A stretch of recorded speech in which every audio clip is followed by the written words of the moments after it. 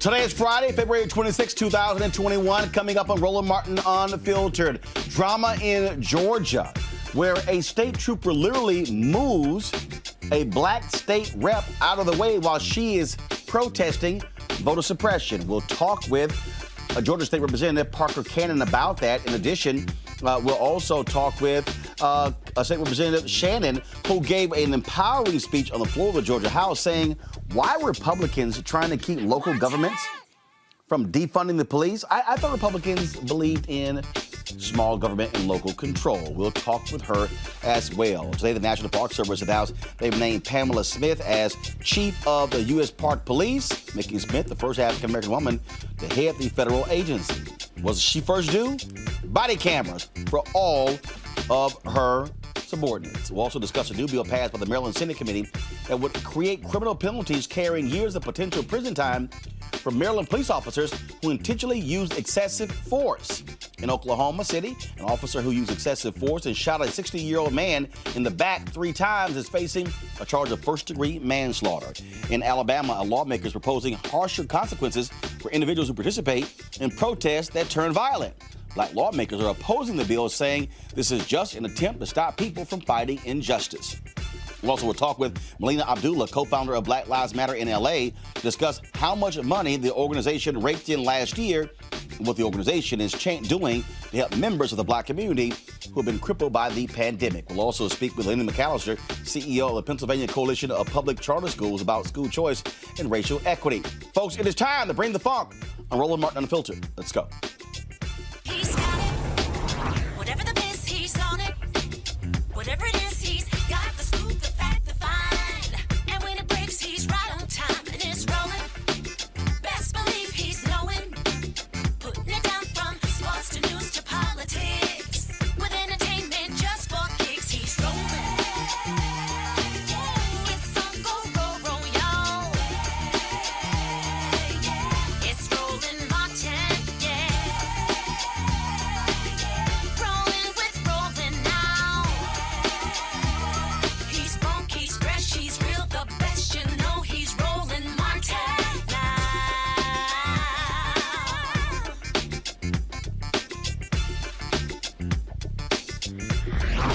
Martin. The battle for $15 an hour minimum wage continues in Congress. The Senate parliamentarian announced that Democrats could not include that into their COVID-19 relief bill. Yet some Democrats believe that Vice President Kamala Harris can actually simply overrule the parliamentarian, saying that's just guidance.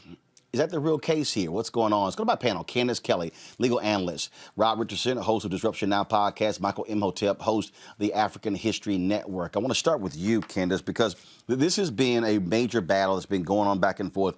Democrats campaign on this. You have Democrats like Senator Joe Manchin, Christian Sinema, who they say they're not going to get rid of the filibuster, which now means Democrats need to have 60 votes. Now, when it comes to this whole issue of overruling the parliamentarian, in order to do that, some experts say they got to get 60 votes to even vote on it. And so it's going all back and forth.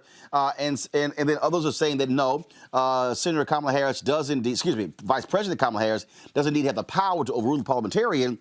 And they also cite when Trent Lott was the Senate Majority Leader, he fired the Senate parliamentarian who gave a ruling that they disagreed with, so they moved forward. So it's all this back and forth. It's curious to me how Democrats want to play by a set of rules that their Republican counterparts have no problem ignoring when they feel like it. That's right. And not only do they have no problem ignoring it when they feel like it, but they ignore it when it actually benefits them. So this is something that they're going to have to get used to. We're looking at the first female vice president who is African American. And for Republicans, this is something that it's hard to give up the power in terms of what she is able to do. We know that she's going to be the deciding factor in this process. But when we look at the numbers and when we look at all these games that are going on, they're holding out, not simply because, or not only because of the fact that they might have a problem with the contents of the bill, But ultimately, they have a problem with Kamala Harris in that decision-making process that she's going to have the final say in. This is something that we've known, that we've seen coming for a long time. And now that it's here, Republicans can't play the game the way that they've played it in the former years, where other people who were in the position of the vice president were able to make the same decision. So that's really what we're dealing with here. Rob, what do you make of this? And what, again, you have very progressive Democrats who are saying, look, use all of your power. Say, fine, that's advice you gave, we can overrule it. And then others will say, well, if we do this, that's going to lead to an appeal. Okay, fine. Fine, Yeah. lead to an appeal. Yeah, I mean, look, this is something we keep going back and forth over and over again. I don't even think it's a progressive thing. It's a do you want to use power thing. And so we know that, Democrats get in office, they have to go to the highest standards, make up rules that are even have higher hurdles, and then Republicans can get office, they do whatever they feel like. So I guess this is the point, though. The American people do not care. This is what they know. They know that the Democrats won the presidency. They know that the Democrats won the Senate. They know that Democrats are in charge of the House. And even if it's by one vote, you know what? They were able to get a lot of stuff done with one vote with Donald Trump as president. Like, no one wants to hear the excuses. No one cares. The Senate makes up its own rules, make up rules so you can get things accomplished. No one else cares. That's what I think the people want to see happen. About 60 to 70% of the people want this bill to pass. That's what they need to take to Joe Manchin and everybody else. Say, do you want to be responsible for killing this bill? This will guarantee your defeat, and I will help you, and I will not help you in your reelection. That's how you get things done. Democrats have to get more comfortable moving things forward in power, because otherwise no one's going to care about it. You have to get things accomplished when you have power. End of story. Michael, again, I made the point yesterday, and I saw some folks, they were commenting on this on the segment that we did, where I said, Democrats, if you don't pass these things, you're asking to get your butts kicked in 2022. You can't go out and make an argument to people. If you want a Democrat to replace Rob Portman, if you want a Democrat to replace Richard Burr, if you want a Democrat to replace Ron Johnson in Wisconsin, if you want a Democrat to replace Pat Toomey in Pennsylvania. I mean, the reality is Democrats have an opportunity to expand their majority. You're not going to be able to go out and convince people, hey, if y'all come out and vote and do all you can to put us in power, we're going to do what's right. Not when you had the shot. Right. You know, when you have power, you have to wield the power because you don't know how long you're going to have it. But I talked about this last night on my show, Roland. There is an element that there's a tool that haven't heard anybody mention yet, period, in any of these discussions. That tool is economic withdrawal, targeting certain corporations that back some of these Republicans who are standing in the way and speaking out against the $15 an hour.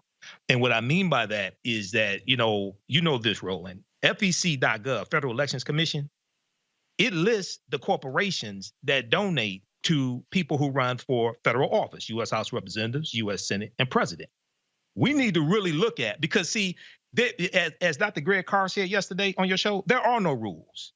There are no rules, okay? So we really have to take a page from Dr. King, April 3rd, 1968. I've been to the mountaintop. He said we have to always anchor our external direct action with the power of economic withdrawal.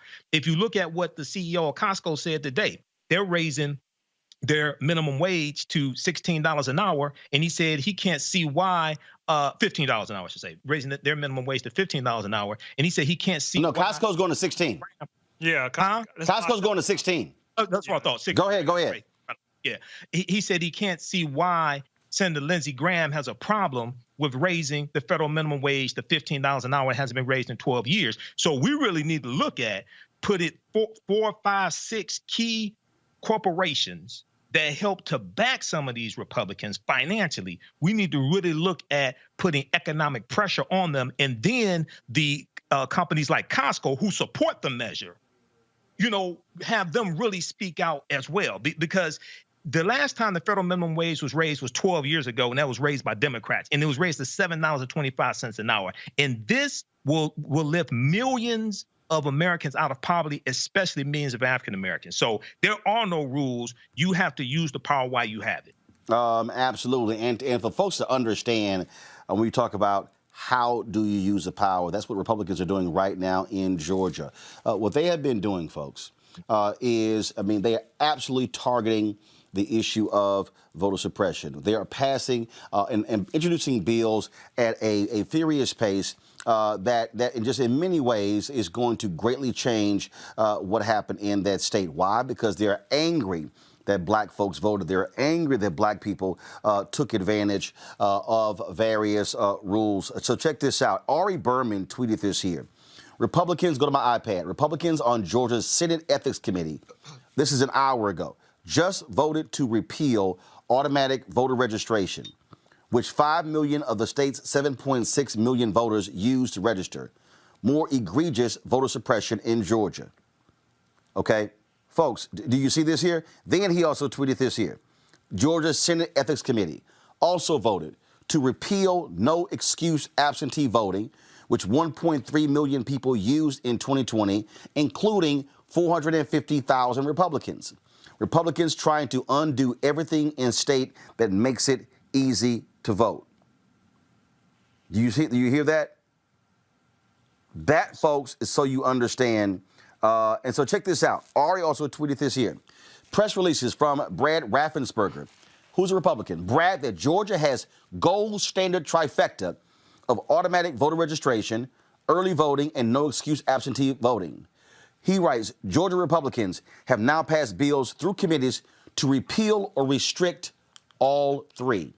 If you want to understand what's going on, that explains what Republicans are doing. Now, folks, what's been happening there? Black caucus members have been leading the effort in this whole deal. They've been battling not just on voter suppression, but also on Republicans who want to use the power in the state legislature to tell local governments how they must do their jobs. One of those areas, defund the police. State Representative Rita Shannon spoke on the floor of the Georgia House. Wait till I see this video, where she lays out, okay, and just blisters Republicans for their nonsense. And I thought they were all about local control. Watch this. In committee, it was said that this bill was to defeat calls to defund the police, which is really just black and brown communities saying that over-policing leads to more police killings and police brutality in our communities. And there are better ways for the money to be spent, and let us figure that out in our communities. Republicans know that these issues are connected, and that's the reason why you didn't want to talk about this bill yesterday, because it was the 1-year anniversary of Ahmaud Arbery being killed. So you know that this stuff is connected. But let's talk about the real animus for these bills, because Georgia's not the only state that's seeing one of these bills. These bills are being filed across the country by Republicans. And I think that this is a weird PR campaign by Republicans to absolve themselves of the fact that domestic terrorists from their party went up to the Capitol on January 6th and killed and maimed police officers. Defund the police has never killed any police officers. Defund the police has never maimed any police officers. So Republicans, you can continue to run these weird PR campaigns if you want to. Democrats will continue to press for justice and to make sure that we don't see any more of the following: Eric Gardner's, Michael Brown, Laquan McDonald, Tamir Rice, Walter Scott, Samuel DuBose, Freddie Gray, Alton Sterling, Philando Castile, Ahmaud Arbery, Breonna Taylor, George Floyd, Rashard Brooks, Jamarian Robinson, Shalee Tilson, Tanisha Anderson, Alexia Christian, Maya Hall, Nick Thomas, and many more. I'll yield the next. Now, folks, that's one issue we have to talk about. We're going to speak to Representative Shannon in just a moment. Also today, you had protesters in the state capitol protesting Senate Bill 531, dealing with, again, all of these voter suppression bills. Representative Park Cannon is standing with those protesters. State trooper speaking through a bullhorn. She decides to stand in front of the bullhorn. Why is this state trooper physically touching her for no reason whatsoever. Watch this. Attention. I am Sergeant Roland with the Georgia State Patrol. You are in violation of 1611 34.1. Go. Step aside, ma'am. Step aside. Now. You must disperse immediately or you will be arrested. Disperse immediately or you will be arrested.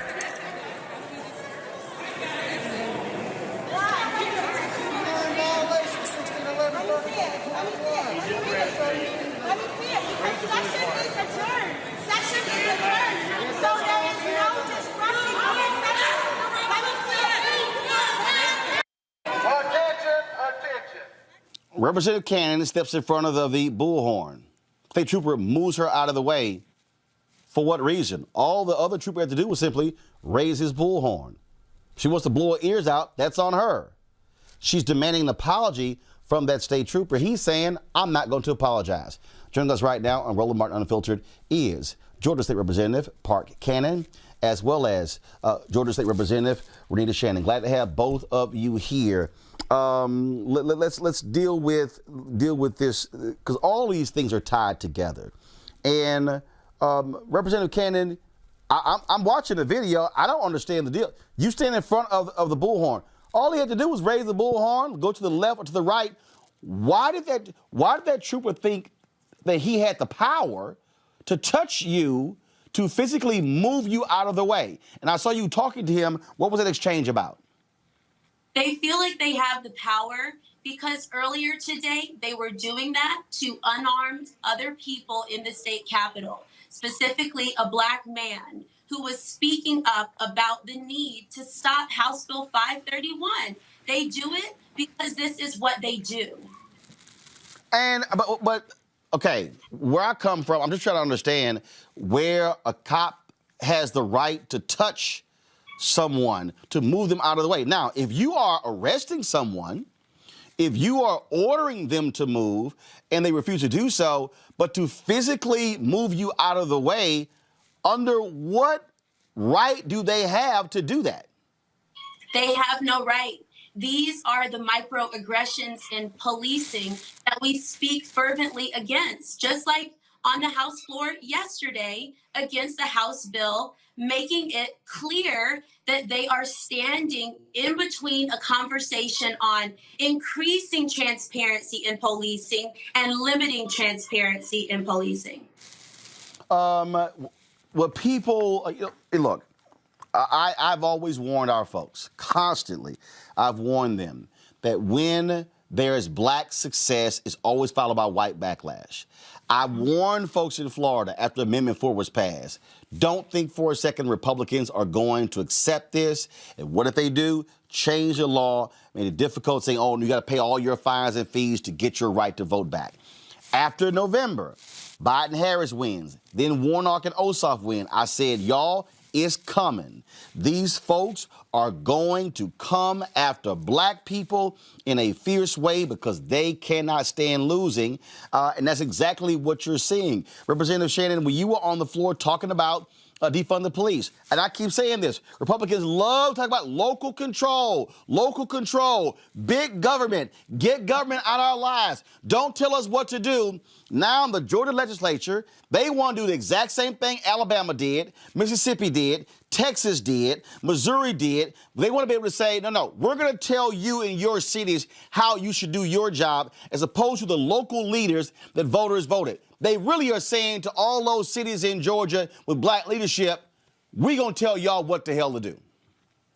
Absolutely. And they've had a long history of doing this. This is not the first time. I like to talk about how much nice white racism happens at the Capitol. These people want to silence Black people through the legislation that they pass, and then they want to have you in the anteroom. And it's not going to work. Right after Brian Kemp was, after he got election from Stacey Abrams, I led a legislator boycott to say, basically, you're not going to run these racist, homophobic, sexist campaigns and then just act like it didn't happen and you want everybody to attend your speeches. It's not going to happen. You have to call these people out because they really want to avoid full accountability for the types of legislation that they pass. And so, to your point, these defund the police bills, the governor comes down and shouts, well, in Georgia, we back the blue. That's not what happened on January 6th. And I let them know.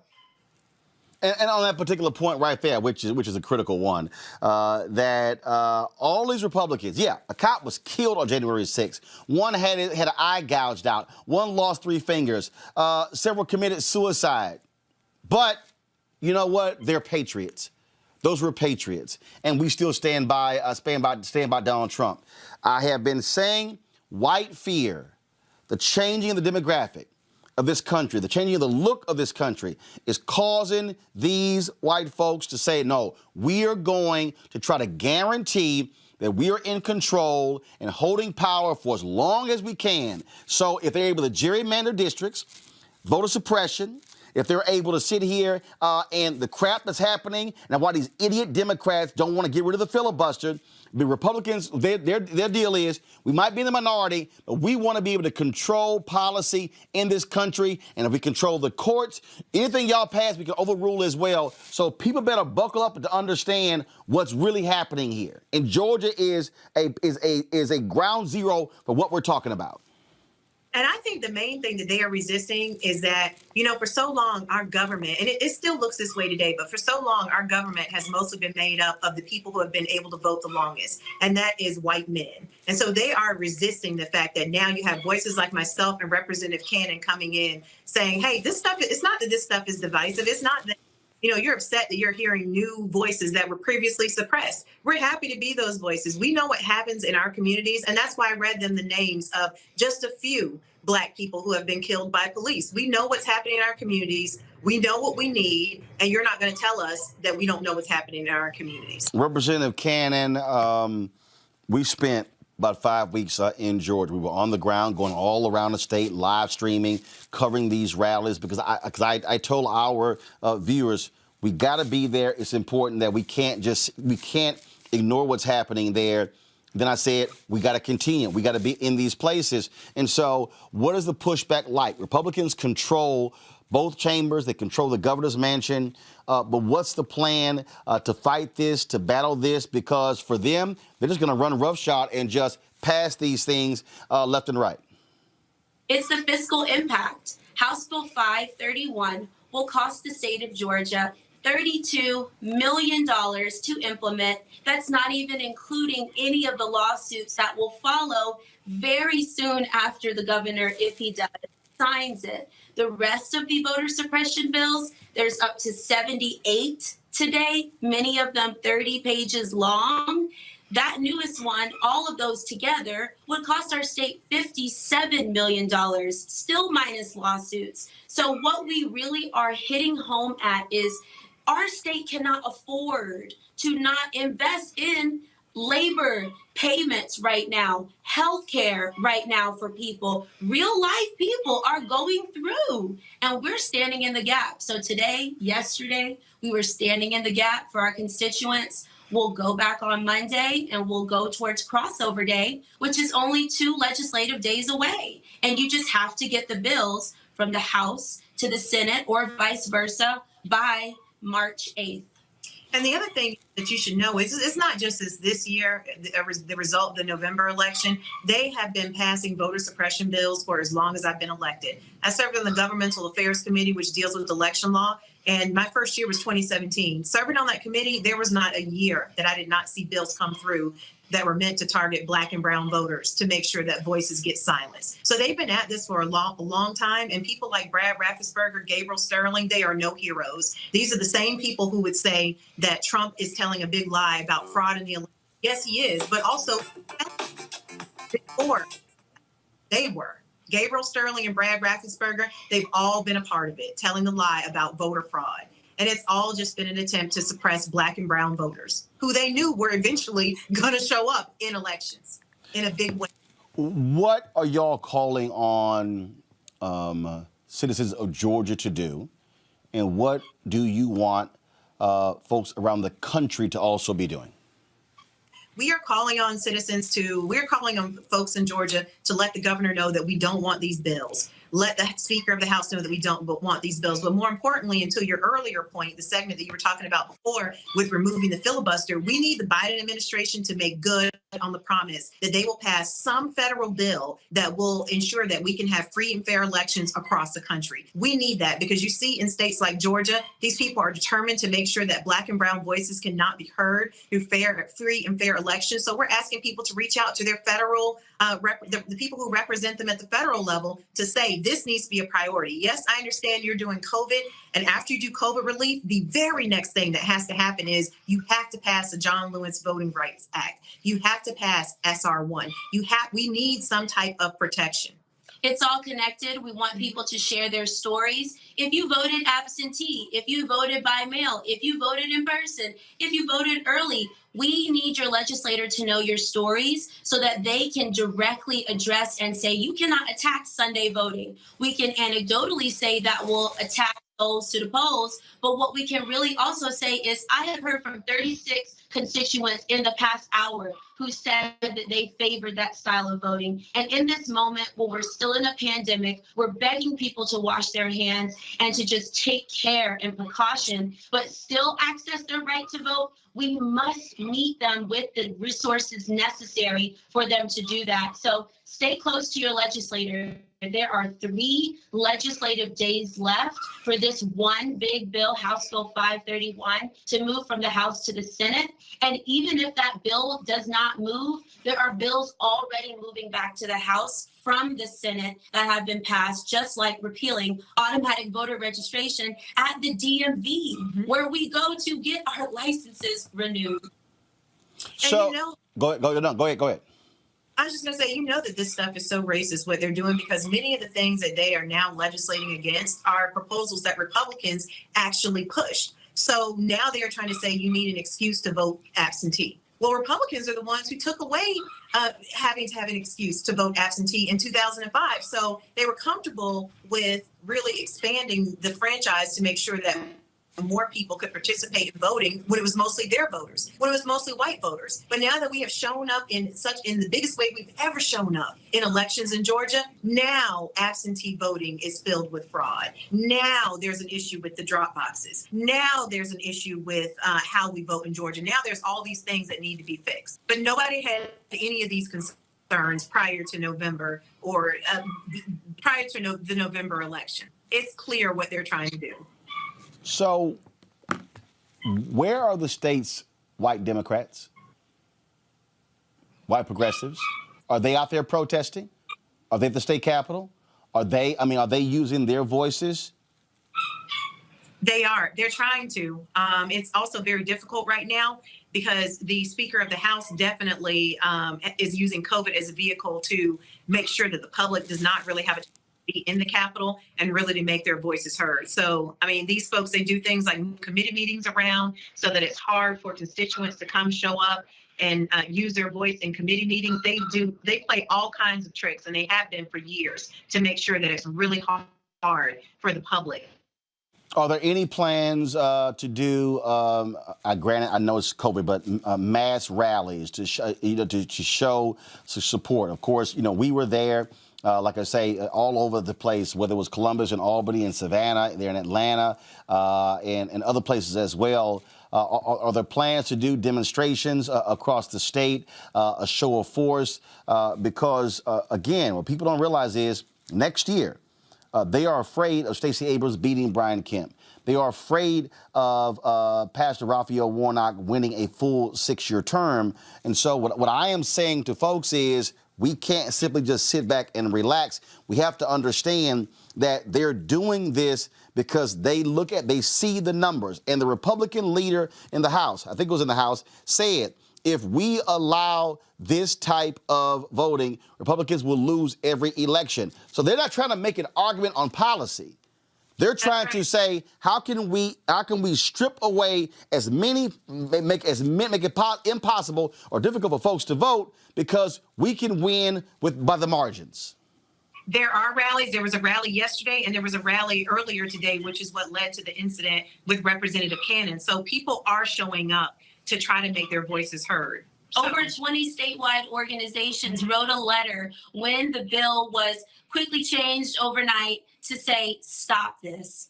Seriously, our entire state is watching you, and we will continue to mobilize our members about this issue because this is one that should be based on evidence, not on conspiracy theories that have been peddled again through legislative committee hearing and now a legislative draft. It is so critically important that everyone continue to mobilize. Right now, the state capitol in Georgia is under construction. It is COVID-19. It is a pandemic. We want people to still engage with us on the live stream committee hearings, but we know that there is a level of separation that is happening right now, which is why sometimes we go on TikTok and we tell people about the voter registration repeals because we want people to actually see what is happening. It's going to take a really big strategy to stop this bill before March 8th, but we actually believe that we can do it. Today we saw a bill got pulled from the floor because there were members who were down protesting, so they didn't have enough to vote. So it'll be interesting to see how these 2 weeks go. And if these Republicans can understand, you are attacking your own voters as well. 5 million of the 7 million registered by the DMV. Why take it away now? We need Democrats to get tough, kill the filibuster, and pass some federal piece of legislation that protects states like Georgia and other states, because we're not the only ones who need this help and support. We need Democrats to get tough, kill the filibuster, use the power that we gave you when we all came out to vote, and pass some type of bill that will protect us to make sure that we can have free and fair elections. Representative Cannon, Representative Shannon, we certainly appreciate it. Y'all keep swinging hard, and we'll keep covering this as well. Keep us abreast of what's going on, and whatever help we can provide, we certainly will be there for you. Thank you, Roland, and we love your show. You are the truth. Woo! Thank you. I appreciate it. Thank you so very much. Thank you very much. Let's go back to my panel. I want to start with you, Rob. What Democrats in Washington had better understand is this here. Their fellow Democrats are under assault in these states. Not just Georgia, but Florida, Mississippi, Alabama, Tennessee, North Carolina, South Carolina, Iowa, Pennsylvania. We could go on and on and on because Republicans see what's happening. They see white people are dying. They're not having babies. We are right now 22 years away from America becoming a nation majority of people of color. They are the party of white America, white conservative America. That's who they are. Young white folks are not flocking to the Republican Party. We know black folks not. Latinos aren't. So they're saying, man, we got to hold on to power as long as we can, and soft, punk-ass Democrats are playing right into their hands. Well, no, we don't. We want to achieve bipartisanship. We want to do the best that we can. We want to just, if we can just, I really think we can convince them what's right. I mean, Obama was with that crap. Putting up Merrick Garland, the merits of the candidate. They don't give a damn about the merits of the candidate. Their whole deal is, we want one of our people in that seat for 40 years. That's their strategy.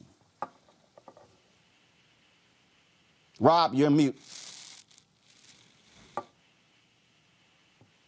Sorry. There we go. We got you. Go ahead. There you go. So, when you can think about the everything that the former president took us through, and the fact that they were willing to throw out the rules at any moment, and they threw them out, right? And right now at CFOC, I just want to just play how crazy this is. The problem right now, we have a totally not only crazy right-wing Republican Party. Of course, they've always been about the power, but now they're absolutely insane. I mean, there was a golden statue of Donald Trump. I am not lying to you at the CPAC today. They are worshiping this man. I'm waiting for them to call him Christ or something. They are insane right now. So it's not only about Democrats. Yes, it's about America. Like, we have to save America from these crazy ass Republicans. They have lost their ever-loving mind. And so so Democrats have to stop trying to be soft. So I already know that party, the Republican Party, is lost for all types of reasons. The Democratic Party needs to get some principles and stand strong. It's not only about Democrats, it's about the American people, so that America can function. These idiots should not be in power for a long time. And the only way that's going to happen is if Democrats are actually get some gumption and fight and take the power. They have to do this. This is not about even trying to be bipartisan. This is about making sure America can function. All of America might implode if we let these idiots get back in office. That's what this is about. Candace, the thing I told folks, and no one can sit here and act like what I'm saying didn't happen. I said, when the election is over, we are going to have to exert pressure, external pressure and internal pressure for them to do what's right. I was real clear.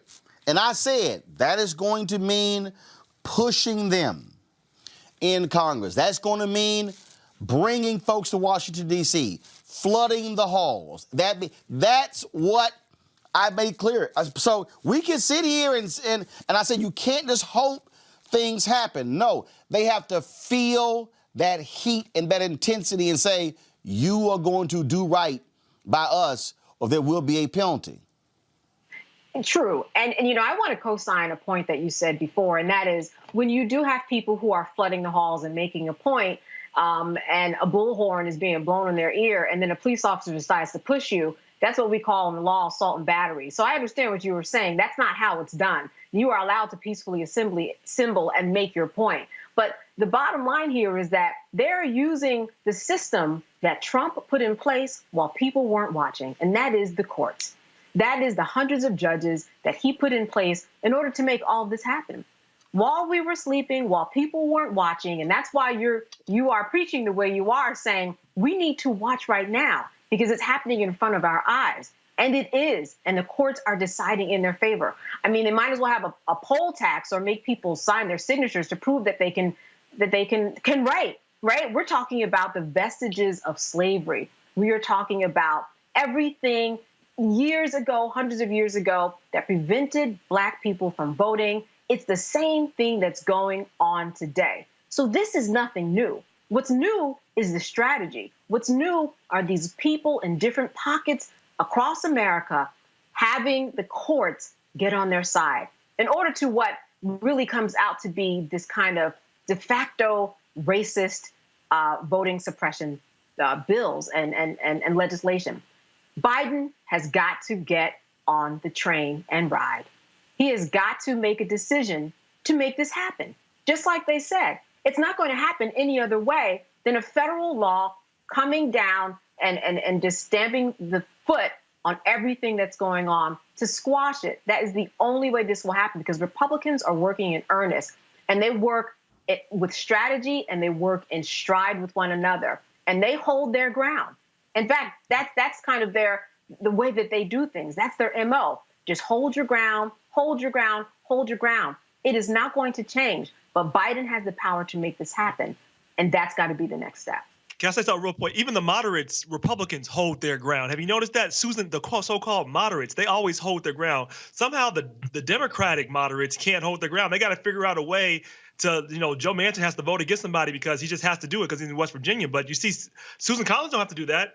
Mitt Romney, even though, okay, yes, he voted to make sure a man that tried to kill him and held him accountable. I'm glad. But when it comes to any substantive bill to move things forward, all of them are holding the line. All of them. So Rush Limbaugh died last week.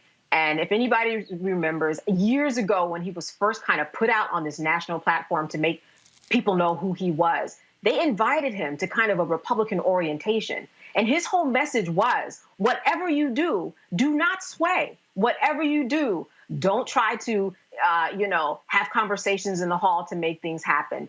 Don't try to be on these bipartisan efforts. Make sure that it is purely partisan in the way that Republicans want to grow and that you want to show other people how you function. And they are still working based upon that edict. That was a really big thing. And that's why Rush was given the Medal of Honor for really no reason, but because of the force he had behind making sure that people stood their ground at no cost to make sure that the Republican agenda was carried out. Michael? Yeah. Roland, we always see, I enjoyed the interview that you did with the two representatives, Shannon and Cannon. There's always a white backlash to periods of time of advancement that African Americans have made, whether it's the compromise of 1877, whether it's Richard Nixon becoming president in '68, running on the platform of law and order, whether it's Donald Trump 2016, and this is what we're seeing. This is what we're seeing right now. This is the fear of the browning of America.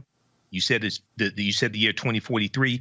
But in June of 2018, the Census Bureau put out a memo that talked about how white people have a negative birth rate in 26 states out of 50. It increased from 17 states out of 50 in just 2 years.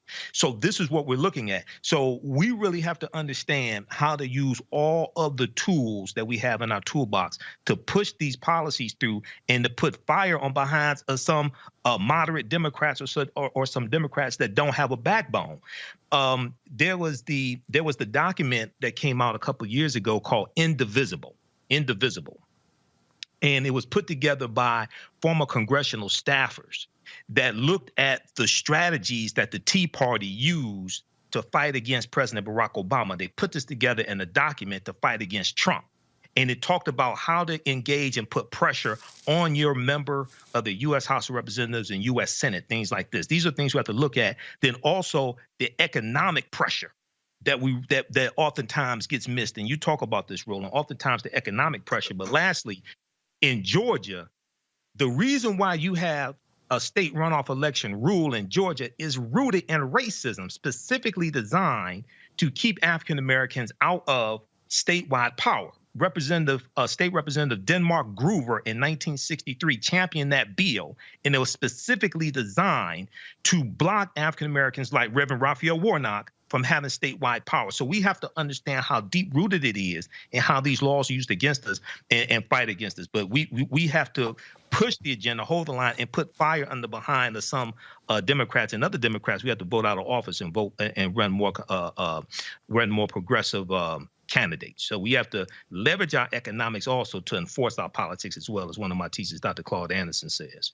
Folks, bottom line is this here. We're going to continue our focus, and not only with the agenda, letting folks know, doing these interviews, and I'm not wasting any of these times, any of our time, folks, on some of this silly stuff that these other networks are talking about, because this is about informing and empowering our audience about what's going on. We just have to understand what's happening here. And sisters like Representatives Cannon and Shannon need to also have access to shows like this to be able to reach our audience, because we also going to be pressing people to say, what do you want us to do? See, it's one thing just to talk about these things and complain, but what do you want the audience to do? How do you want them to be able to put pressure where pressure is needed? And so that's what we're going to continue doing. Please support us, what we do, by joining our Bring the Funk fan club. You can do so, of course, via Cash App, $RM Unfiltered. Also, paypal.me/R Martin Unfiltered. Venmo.com is /RM Unfiltered. And, of course, you can reach us via Zelle, Roland at RolandSMartin.com. Going to a break. We come back. We're going to talk about a bill in Alabama. Really, now they want to create the felonies. They want to actually throw folks in jail for protesting. I keep trying to tell y'all, Republicans are using power to assault the rights of black people because they are angry that we're using our power. That's what is going on before us. We'll discuss next on Roland Martin Unfiltered. When you think about the fact that 2043, we are going to be a nation that's majority people of color. I've really focused on this a lot on television, on radio, and my speeches. That my focus is trying to prepare us to have demographic power while also having educational, economic power at the same time. Because there's nothing worse than having demographic numbers, but then you still don't have that economic power, that political power, and education power. Well, you and I think most people know and understand that education is what we've got to impress on all of our people. We've got to help people to understand that if you want a decent quality of life, if you want the kind of quality of life where you're not having to worry about your food and your nutrition and, being able to pay your bills or buy a house, then you've got to become educated.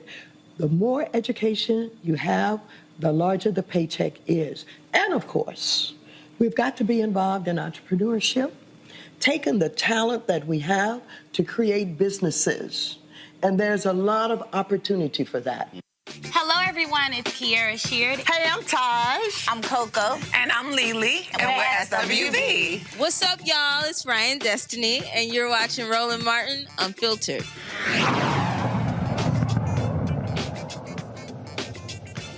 Alabama Republican Representative Alan Treadway, a retired Birmingham Assistant Police Chief, introduced a bill on Wednesday that would stiffen penalties for participating in a riot that turned violent or destructive. Okay, a riot is violent and destructive. So, under the bill, a person arrested for participating in a riot, blocking traffic during a protest, or assaulting a first responder would have to wait 48 hours in jail before being eligible for bail. The bill would also create the new felony crime of aggravated riot for knowingly participating in a riot that causes property damage or harm to a person. A person convicted of the crime, which would be a Class C felony, would face a mandatory minimum sentence of 6 months in prison. Many lawmakers oppose the bill, including Senator Roger Smitherman, who says what this bill is trying to simply do is shut folks' mouths. Candace, this is the kind of stuff where Republicans love talking about Second Amendment, our rights. They cannot stand the first. Can't stand the first. And we're talking about abridging someone's right to peacefully assemble.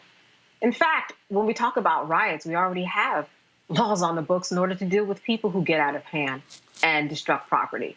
That's what people are being brought up now in terms of crimes when we're talking about January the 6th, are we not? There's already information, laws in place to make sure that people get in trouble for the acts of violence that they commit. So this is simply a scare tactic. This is simply something that he wants to put in place to make black folks go away, the black folks who have been protesting, and the white folks, and all colored folks who have been protesting over the past year, especially in the time of Black Lives Matter. That's what this is all about. He's not going to get much support, I don't think. I think that this is something where the First Amendment is going to win, because the First Amendment guarantees your right to peacefully assemble. He makes specific mention in this bill of people sitting in the middle of a street and blocking traffic. They would get arrested. They would have major charges that are against them. We know exactly what this is. This is just a racist way of getting to people through the law and making sure that people shut up. That's what this is on its face. It's clear. And what's interesting is that he is a former police officer who understands what it means to protest and make your voice be heard. He understands that. He has been trained. He was a police chief. So he knows that this goes against everything that people understand and know about protesting in America. It makes no sense. Rob, we see exactly what this is. This is using legislation to intimidate and stymie people from demanding change in this country. Yeah, I mean, and then when you said they don't like the first, they don't actually, when it comes to black people, they don't like the first, the second, the 13th, the 14th, the 15th Amendment. We've seen this play out over and over again, just like the movie Judas and the Black Messiah. They didn't like the Second Amendment when it meant black people carrying the arms. Like, that's not something that they liked. It's not. So, the issue is when the law is applied to black people, it's applied in a different standard. And what this type of law will do is just make it easier to place black people in jail. That's what they want to do. And it is a scare tactic, but it's also an implementation tactic. If they can get any law like this, they will put more people in jail and then use the criminal justice system to drain more money from us and drain more opportunities. And this law, I think it will be thrown out as unconstitutional, but they will try. And who knows? They got a lot of the courts. I mean, we can't take anything for granted. We are in a fight right now, Roland. You've said it over and over again, but I want to make sure the listeners understand this. And to me, you said you've kind of you really kind of hinted around this. What can we do? One thing is we need to put all the pressure we can in the world on each one of our representatives, each one of our Congress members, each person we voted for. If they're a Democrat, this is the most. Joe Biden received the most votes in history. We need to make sure that they get rid of the filibuster. That needs to be the one thing we fight for, because that's it. Because nothing else can be done until we do that. Because we need to have comprehensive laws. I mean, the thing here, Michael, is being again. And this is why I'm always talking about connecting the dots. Right. For the people, there are people who are always, Roland, man, you talk about voting don't do nothing.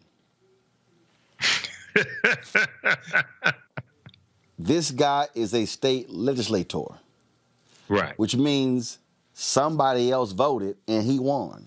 Mm-hmm. Now he is using the power of the political office to try to change the law in order to impact those who are protesting.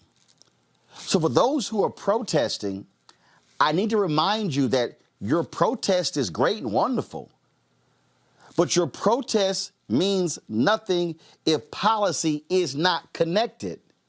These things all come together. And so he is showing you what happens when you have political power. The Republicans in Georgia are showing you what happens when they have political power. And then when you let them win with such a majority, they then are able to politically gerrymander districts. Now they can control the state legislature.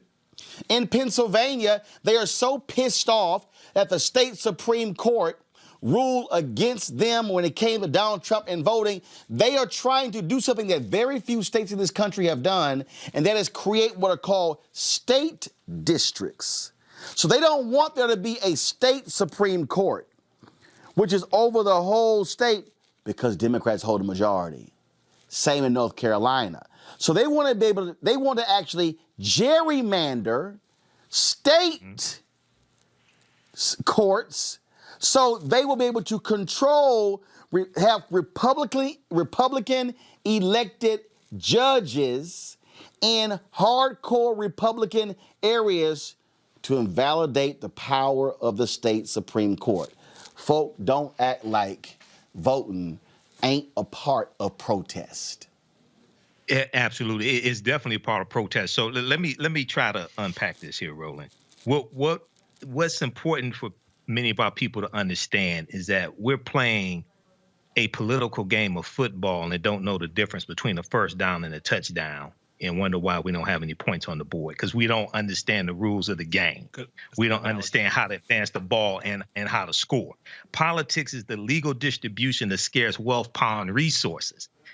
See, Republicans understand that. Many of us don't. Voting is only one aspect of politics. So when we look at these laws right here, when we look at what State Representative Alan Treadway is trying to do in Alabama, you got to understand, Alabama has one of the highest incarceration rates in the country, one of the highest poverty rates in the country, and they're I think this either 50th or 49th when it comes to educational attainment. So what he's trying to do is to rewrite laws, not just to punish, especially African Americans who want to protest against the conditions there in Alabama, but they're talking about putting felonies on people, which means you can't vote. Because see, when you study Alabama, Alabama has a history of felony disenfranchisement as well, which is another way to strip you of your of the 15th Amendment rights. Okay, so all this is coming together. So we have to understand these pitfalls and booby traps that they're playing against us, and understand how to fight back against this as well. So brother, this is deep, and you're looking at former Confederate states.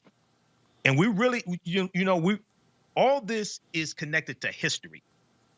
You have to understand the Civil War and Reconstruction and the fight to always lock African Americans out of power, or will we get some to try to take it back away from us? Yep. Okay. And this is exactly what's taking place right now. So, brother, we have to stay vigilant. We have to understand law and understand how to fight back and defend against what they're trying to do to us as well, and vote these jackasses out of office at the same time.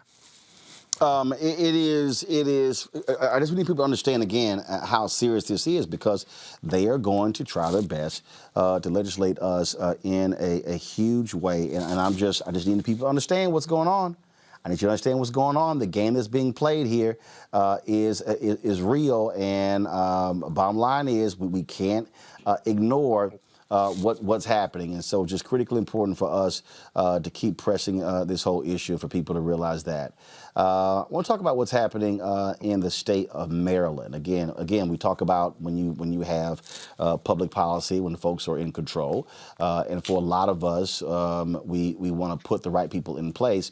And so in Maryland, they are trying to address what is happening in this country when it comes to police. And so they are moving forth a new bill that I've been watching, that will create criminal penalties for cops who intentionally use excessive force. This, Candace, is something that is important because, look, you have these contracts, you have too many cases where officers are not being penalized for their actions, but you've got to have something in place holding them accountable for their actions. Now, again, the Maryland Senate Committee passed this bill that would create these particular penalties, okay?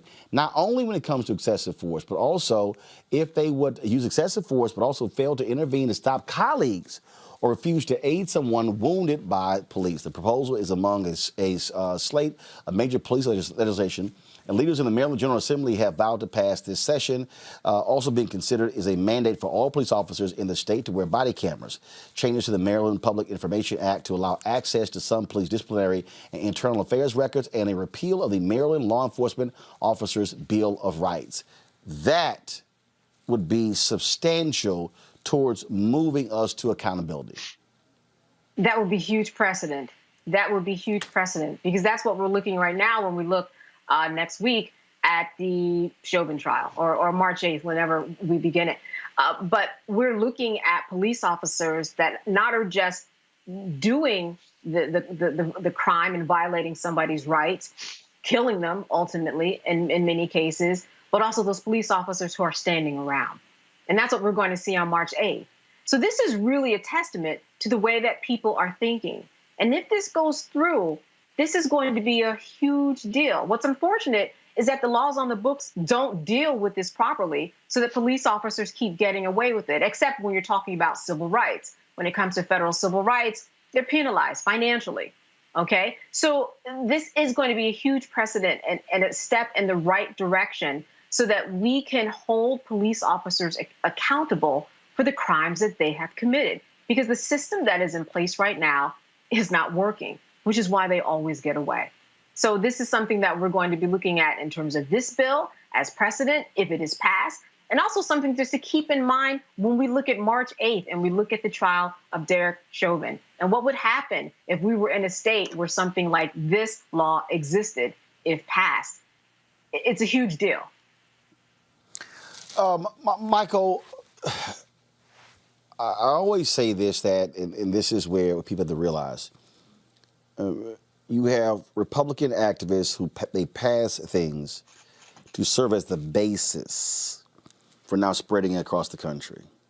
Right. If Maryland moves forward with this, now you have a template for what you can then carry forward in other states. Yep. Yeah, it's a test case. It's a test case. And this article from the Baltimore Sun is a excellent article that details what's being proposed. What I think is important also is to talk about not just how this will benefit the community if you put this in place, if you put this bill in place, but also talk about how this bill will benefit the police officers who want to root out corruption in the police department as well. The reason why I say that is the police union is going to do what it does. Usually they stick up for police officers regardless of whether right or wrong. But you oftentimes have officers in the department that don't agree with the police union, okay? So show how this bill is going to benefit all parties as well. But this right here, man, if they pass this in the state legislature, this becomes a template for across the country. So, this is something significant. Rob? No, I actually completely agree with that, and it needs to pass. And Roland, you made a really great point earlier that Republicans, they start in a few places and then they spread it out, and then suddenly ideas that were crazy even 5 years ago are commonplace for Republicans now. Like what they're doing in Georgia would have been thought of as crazy 4 or 5 years ago, but now you're going to see that happen. I guarantee all across the No, actually, no, I got to correct you. What they're doing in Georgia is what North Carolina did. But so North Carolina did it. It became the standard operating procedure for Republicans, and they were kind of like, oh, well. But it wasn't that long ago. The point is they keep moving the ball. Like this is. Oh yeah. What's that? I said, oh yeah. They gonna always move the goalposts. I mean, they always. Yeah, they move forward. They come up with a template and they spread all across the country. They have the organization ALEC. At least that's what the organization used to be, really big. And they would put that, and they would write the legislation, and they would go all across the country. Right after President Obama became president, they said, we got to make sure this doesn't happen again. So that's when they really started pushing these bills to make it harder and harder for people to vote, and they've kept stepping up and stepping up. What Democrats need to do is do the opposite. What we want to do is actually have people vote.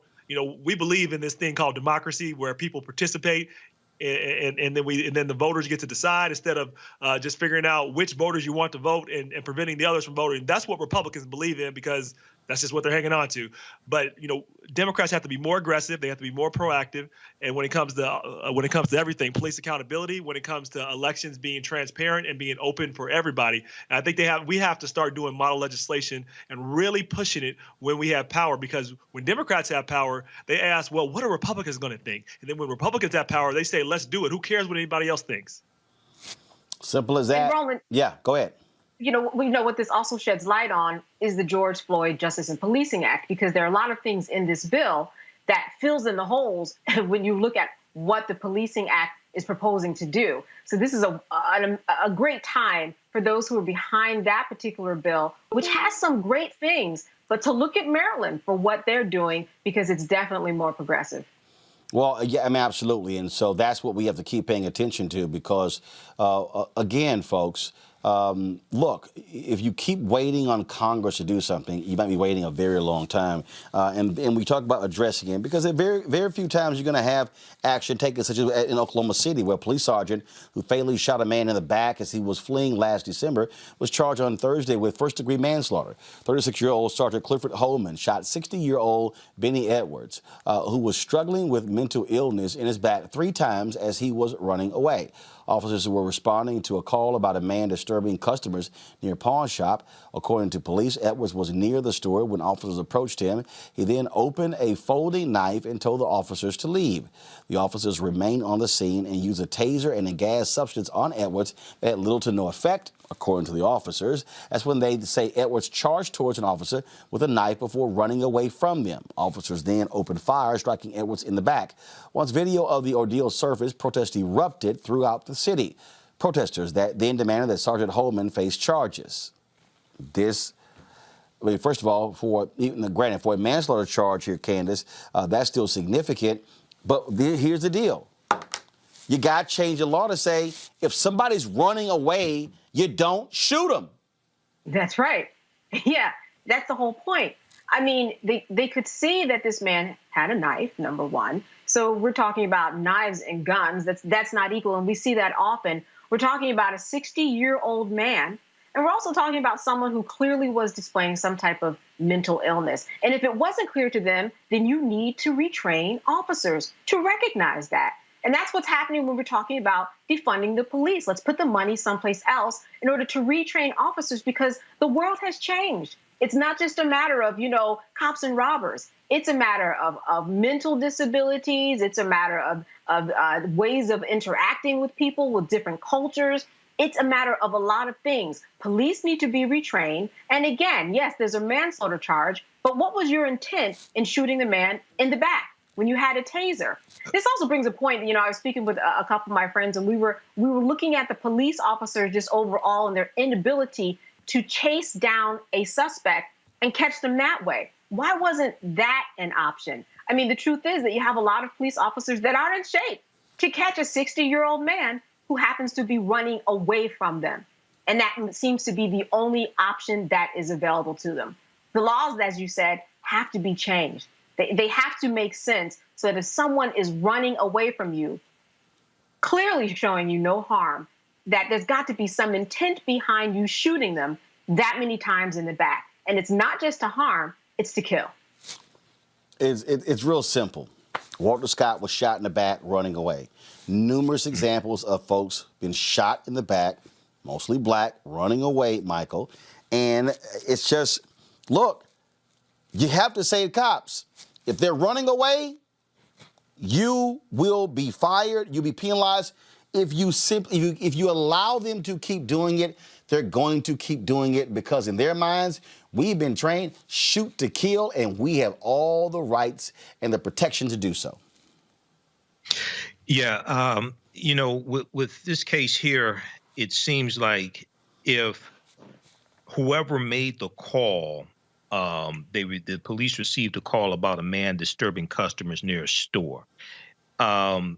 If I don't know in the dispatch call if whoever made the call said this person seems like they're mentally ill, but when the police officers arrive on the scene, they also have to be able to assess what's going on and determine, okay, am I dealing with somebody who's mentally ill, and call for medical professionals to come to deal with the person who's mentally ill, as opposed to chasing them, with a knife and then shoot them in the back, things like that.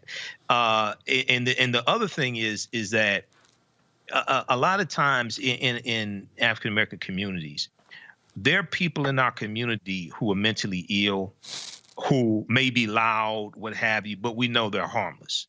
We know they're not going to hurt anybody. They may be selling wolf tickets. They may talk about I'm going to beat you behind all this stuff. We know them. We know Joe. We know Sally. We know they're not going to do anything. They're just loud.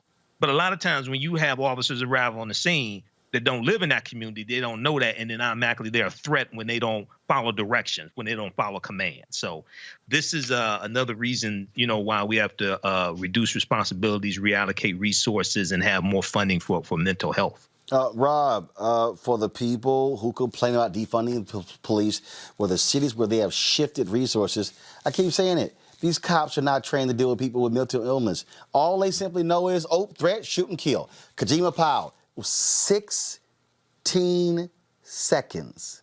16 seconds. From the moment they pulled up and opened the door to when the first shots rang out that killed him. He was dead in 16 seconds. Yeah, and to take a different path here, I don't think it's not training. It's not training. A black person could be 6'5", 5'2", 16, 5 years old.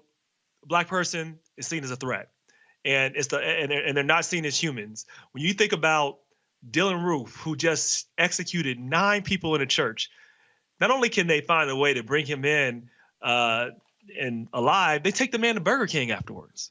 Think about that for a minute.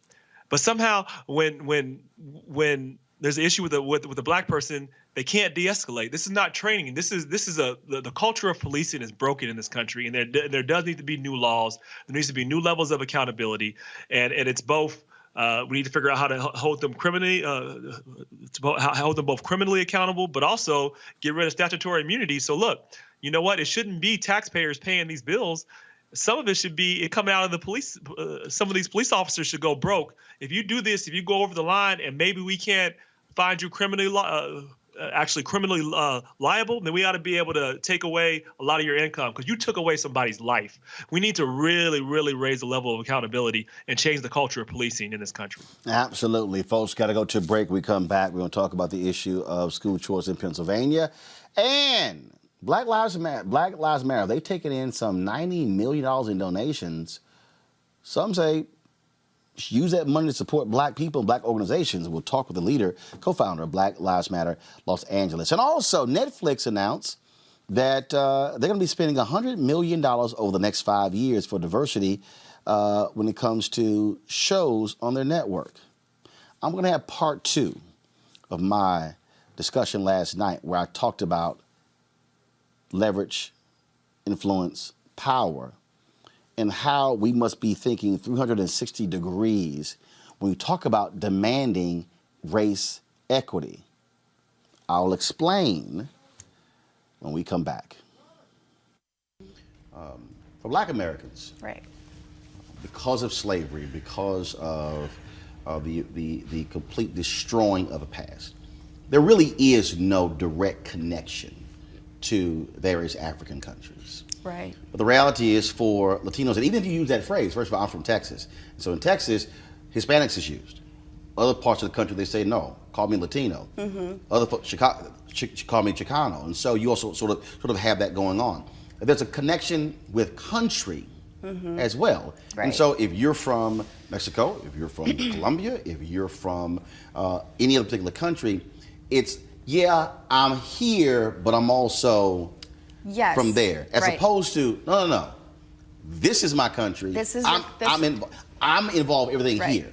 I think that's also something that's also at play. It is at play, and it's unfortunate because it happens even when we're not talking about politics. I think that Latinos, the word, it's very divided because we all have this allegiance to this other place that we came from. But I believe that that's not helping us. That's not unifying the country.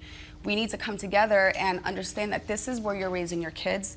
This is where you're paying taxes. This is where you're living. This is your country. This is where. Hi, I'm Eric Nolan. I'm Shantae Moore. Hi, my name is LaToya Luckett, and you're watching Roland Martin Unfiltered.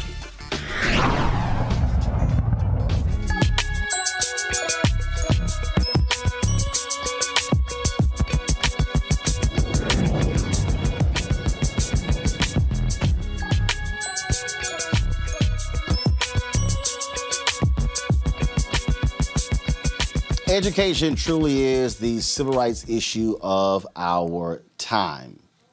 In a new opinion piece published in USA Today, Linda McAllister, who is CEO of Pennsylvania Coalition of Public Charter Schools, discusses education equity for students of color. McAllister believes that education equity is a civil rights issue and it must be addressed by the Biden administration. He joins us right now. Lenny, how you doing? I'm doing well, Roland. How are you? Doing great. So one of the things that so when you define education equity, explain for folks what that actually means. I think that it means that there's an opportunity for us as African Americans to have access to the best schools that fit our children. And I think a lot of times when people get into school choice, they think school choice means pro-voucher, anti-school district. No, choice means you get to choose what's best for your kid and their needs. That means that you got to make sure that the districts are doing the right thing by all kids. But also, if you choose to go to a public charter school, you can find that public charter school, especially since it's public dollars. If you're able to get a tax credit scholarship or you're able to go to private or parochial schools or religious schools because you have the means, so be it. But the bottom line is, more often than not, people that are overlooked and underserved don't have school choice. And as long as they don't have the opportunity to control their education, they're going to have less and less opportunity to control their pathways for life. And that's going to continue to hold us back generation after generation if we don't change that pattern. Obviously, you have lots of banter back and forth on this. There have been people who have criticized me for years saying, I don't like the fact that you support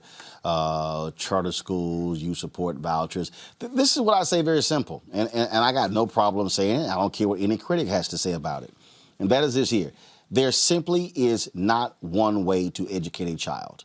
That our current system is a delivery system. Now, if I want to get something to eat, guess what? I got multiple ways of eating. I could call multiple companies to do it. I can go myself, pick up, have delivery. The point is, there are multiple ways out there. The struggle I have for people who then say, oh, no, well, the answer is money, it's funding, when actually that is not the answer. And this is real simple. If the current system was doing its job, we wouldn't have the issues. So if you want to compete, and if you actually want to say, hey, don't go to a charter school, don't use vouchers, educate, do your job, because success beats anything else. I agree. And what you find, for example, here in the Commonwealth of Pennsylvania, public education funding continuously goes up. But people seem to forget that part of the reason why charters came into place in a lot of different states, including here in Pennsylvania in 1997, is because the public school system had been failing Black and brown kids for decades prior. The school systems had been resegregating. The money that we had seen and the resources from the property taxes started moving out to the suburbs, and the schools resegregated. So how do you find yourself beating the white flight and some of the trends that we have seen in Pennsylvania and other states? $1,000 a year are not supposed to have that for their kids as well. You'll never be a great country, and you're never going to rise up as a people if you continue to take that approach. We have to change it. I think that you've been saying this for years, and I commend you for doing so. I'm pulling my panel in. Rob, it's very interesting when when I talk about this, I hear from people, and I challenge individuals who are in this movement. I challenge them quickly, and I'll say to them all the time, oh, so do you actually support education options for kids in the worst schools, or do you support it for everybody?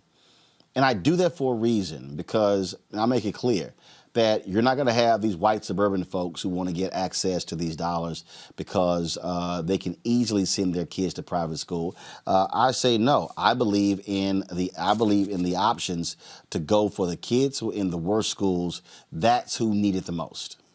Yeah, and I actually agree with that too. And it's being in Ohio, it's also pretty complicated, because I can say it depends on how your state regulates these things, because California tends to do a pretty good job because they have great, really great charter schools. Here in Ohio, they also give some of the money to for-profit charter schools. And so, like, we had one in ECOT scandal where they lost like $500 million, and they were just making the people a bunch of money, and no one cared because they were funding these folks. But I will say this. There are some great charter schools that make sure that Black kids are educated when public schools are not taking care of it. So what I'm for is any system that helps our kids. And we have to have a support system behind that is encouraging the best options for our kids. And also there's some good Black-owned charter systems that do a better job of educating our kids than some public schools do. It's just no getting around that. The thing here is real simple for me, Michael, and that is I want Black people to be in control of the education of Black kids. I want us to control the curriculum. I want us to control the dollars that go into that school for contracts as well. And I tell people all the time, show me in the existing system where we can do that. And that's one of the things that, again, if you tell me that I can create I can control a school, and I control the curriculum, I control who gets hired, I control whether we have arts and PE and whether we have band and choir and dance. I can control the contracts, who gets them, the software contract, the janitorial contract, who controls the food services contract, who controls the construction contract. I'm taking that option. Yeah, that the charter schools can, when it comes to African-American owned businesses, that can be a avenue for African-American owned businesses to tap into to get more business. I used to manage an African-American owned janitorial service company, and we had a contract with a African-American charter school. So there's a lot of opportunity there. I think we have to, we know that one avenue is not going to take care of all children. Some are going to go to public schools, some will go to charter schools, some will be homeschooled, etc. So we have to, I think, understand that, and then also look at the avenues to correct any problems or correct failing charter schools also, just like failing public schools. So it's going to be And some are going to go to school online, et cetera. So it's not going to be a silver bullet, but especially what you mentioned with economic opportunities for businesses. I've seen that firsthand. I've been part of that. So that is something that's really important. It's more decentralized and there's more control that you have when you have a charter school than if it's a traditional public school. The thing here for me, Lenny, is real simple. And that is, if I could sit here and control the process, I'll take that any day of the week. But it's also confronting this mass hysteria. You're trying to destroy. No, calm down. Yeah. Calm down. Right. Because the reality, Lenny, if people really step back and I understand Rob's point about for-profit charter schools, and I hear people when they yell and scream. Have you seen who gets the contracts? Have you seen who controls the technology contracts? Who controls the book contracts? Who controls the food services contracts? Who controls the software contracts? Who controls the construction contracts? See, I just get a kick out of people who do that because they're not understanding. There are people who have become billionaires off of public education in America. Yes, and if you want to go, you're going down an economic path, and that makes all the sense in the world. And yes, public charter schools that are more disproportionately run by African Americans can help the community in more than just education. But let's take a step back to the kids. Here in the Commonwealth of Pennsylvania, well over a quarter of all the school districts in the Commonwealth of Pennsylvania have not had a teacher of color in over 4 years in the district. So if you think about this, generally speaking, across the Commonwealth, about 13% of the students are students of color. But there are certain school districts that proportion goes up to 30%, a little higher, and those kids have seen maybe one teacher of color throughout their whole academic experience. Now, you relate that to charter schools. Less than 5% or less than 6% of all public district schools have a teacher of color in their schools. Charter schools, that's 20%. Our kids have more of an opportunity to see educators that look like them, can relate to them, and will teach them the things that are going to help them not only learn and grow academically, but culturally be prepared to be contributors in the American society, but also navigate the American society. And when you find that, particularly in charter schools, that 70% of the kids here in Pennsylvania are Black and brown students, and the people that are pushing up against charter schools are overwhelmingly coming from teachers' unions, which are disproportionately white, professional, and progressive, you can see that our kids, once again, are falling through the cracks because we have people that are fighting over dollars. And this is the time we have to fight for school choice so that Black and brown kids get the education they need. And as we well know, generally speaking, when these fights happen, if we don't speak up, our communities first and foremost lose out. We just can't do that anymore. Candace, final comment. Go ahead.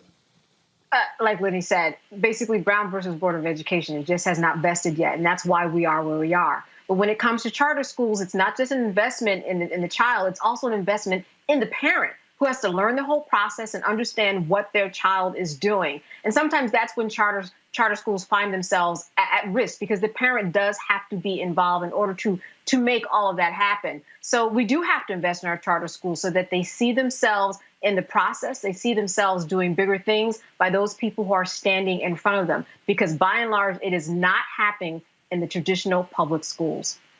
Simple as that. Lynn McAllister, we sure appreciate it, man. Thank you so very much. God bless you all. Thank you, Roland. All right, folks, real quick break. We come back. Black Lives Matter. It's taking in lots and lots of money. What are they going to do with it? We'll talk with the co-founder of Black Lives Matter Los Angeles when we come back on Roland Martin Unfiltered. You do know that there is not a piece of your life that government in some way does not involve. I mean, I crack up with these conservatives who talk about down to your name. Everything. Down to your name. Everything. I mean, just if you actually sat down and said, okay, what part of my life? Let me try to find something in my life that government in does not have a part of. I can't think of a single thing. You can say, fine, they don't impact my marriage. Yes, they do. Because you got to get that marriage license. Yep. From the birth to the tomb. And if you're going to be here in the United States of America, whether you like it or not, you got to know about it. You got to know its history, because when somebody knows about you more than you know yourself, that's slavery. That's volunteer slavery. Yeah. So it's almost like double the education we got to pick up of what this place is all about, how it works, how it runs. I'm a firm believer, being in 112 countries, that you got to think global and act local. But you better act local. I'm Shantae Moore. Hi, I'm BB Winans. Hey, I'm Donnie Simpson. What's up? I'm Lance Gross, and you're watching Roland Martin Unfiltered. After lots of internal criticism, the Black Lives Matter organization recently decided to give $3 million to members of the Black community who are financially crippled by the pandemic. There are people who are saying that, hey, BLM has taken in more than $90 million in donations. They should be doing more for local chapters, also for the community. Through the organization's BLM Survival Fund, it has been giving grants of $1,000 to Black activists. Black people are certainly struggling financially due to COVID-19, and Black family members who have lost loved ones at the hands of law enforcement or while incarcerated. This move comes after the foundation exclusively shared with the Associated Press this week that it took over $90 million last year. The Black Lives Matter Global Network Foundation says it wants to be known for more than just protests over the deaths of African Americans who have died at the hands of police. Joining me now is Melina Abdullah, co-founder of Black Lives Matter in L.A. Melina, I got to ask you this here. I'm not quite sure who was involved in this decision, but and this is just, again, this is specifically in terms of that deal there. I got a problem as a member of the Black press with Black Lives Matter movement sharing the information exclusively with the Associated Press. Now, we're going to talk about the fund as well, but the reason I have a problem with that is because as somebody who has devoted nearly all of my professional career to black media, this is one of those stories that it helps for Black media to be able to share it with our people. And when an AP has been sued by African Americans, AP has serious issues with race. And I think I get AP worldwide. I just think that when Black organizations have information like this, they should say, hey, AP, we're going to share it with you, but we also are going to do it with Black media in order to reach our people.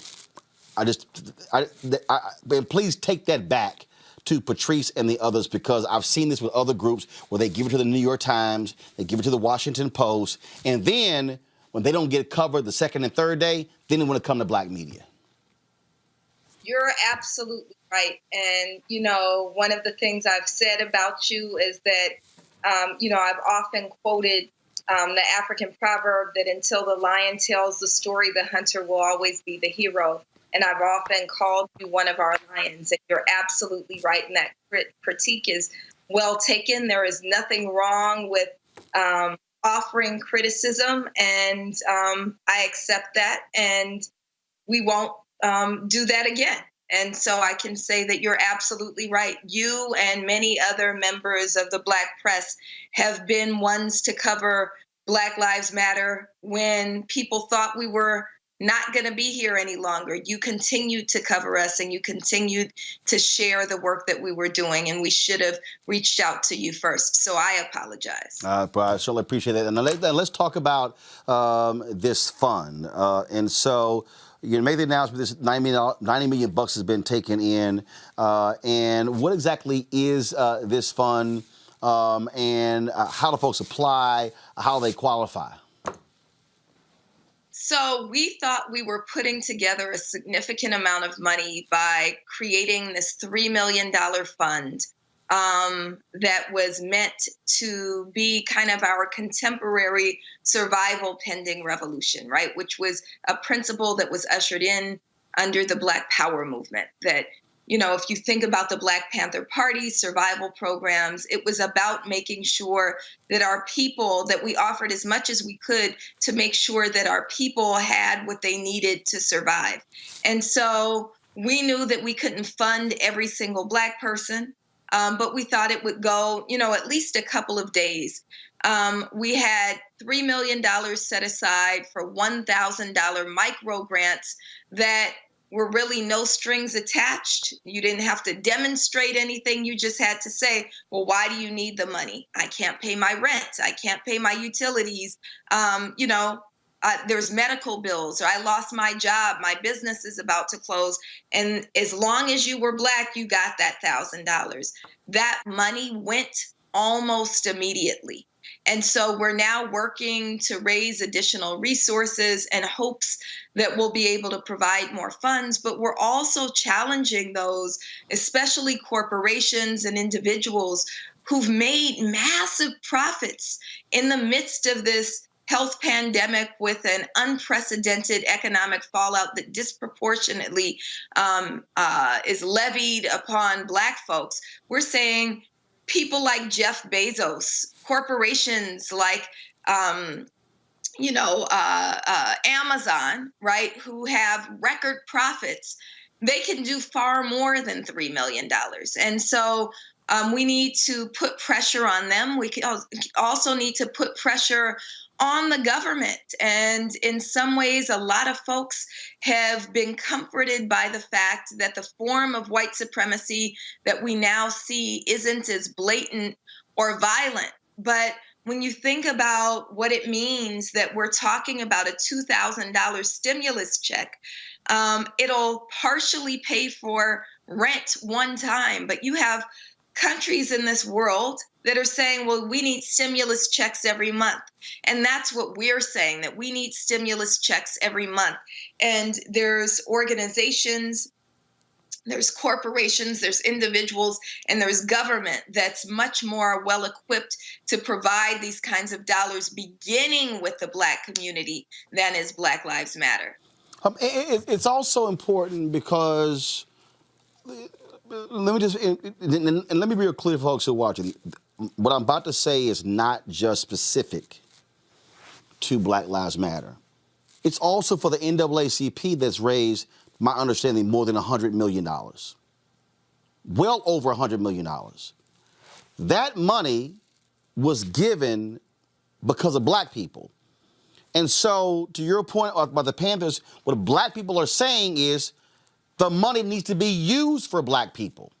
It needs to be judicious, and that is examining. Is it being used for internal purposes?